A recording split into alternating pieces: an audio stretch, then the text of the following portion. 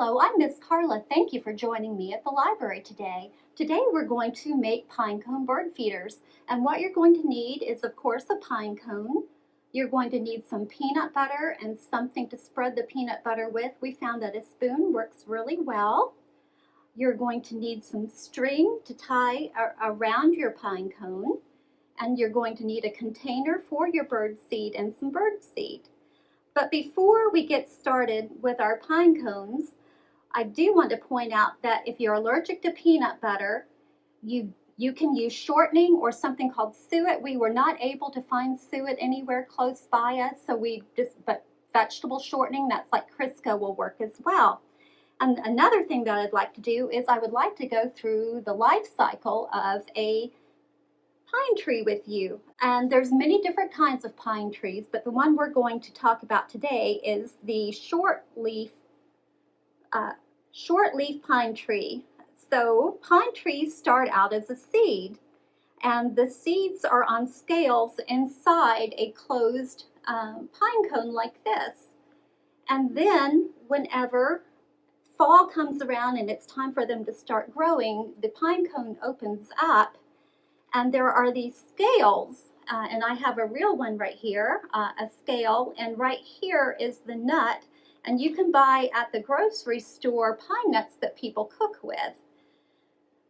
And then once the fall and the seed opens, the seed starts to grow. You've got the seed and it comes down and the roots start to grow.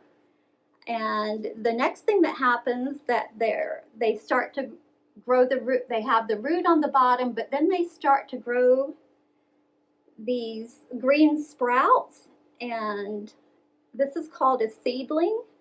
And then after about 3 years, it starts getting the pine needles, and you still see the roots there, but there's the pine needles. And it's like this for about that takes about 3 years for the seedling to become a sapling. So this is the sapling, and the sapling looks just like the grown tree. It's just smaller, and it stays this way for 10 to 25 years. Now our shortleaf pine tree, it takes it 20 years to get pine cones. And pine cones are actually flowers, which I didn't know that until I started preparing for this program, but it takes 20 years for it to grow the pine cones.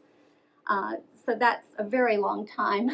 So let's get started on making our pine cones. The first thing that you're going to do is you're going to take your string, and this is about 1 yard long, and it seems natural to tie it at the top, but that doesn't actually work very well. So what we're going to do is we are going to wrap this around the bottom. And you can do this however you'd like, but I'm just going to tie a knot around here. And let's see, that worked pretty well. Just tie a double knot. You could also do a loop or whatever you wanted to do, but just keep in mind that it's actually better. It will stay better if you tie it around the big end instead of the smaller end.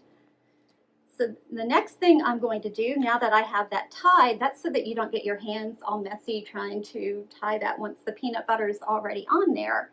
So I have one that I already started putting the peanut butter on, and I'm going to go ahead and put some more. And this is why a spoon works so well. It just kind of gets right down in there.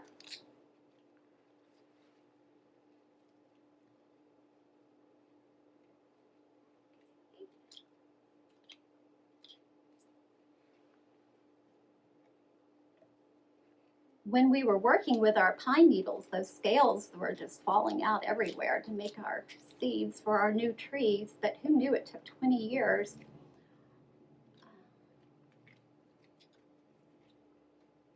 Okay.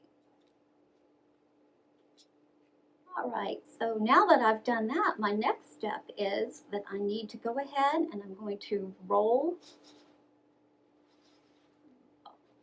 my pine cone in that seed,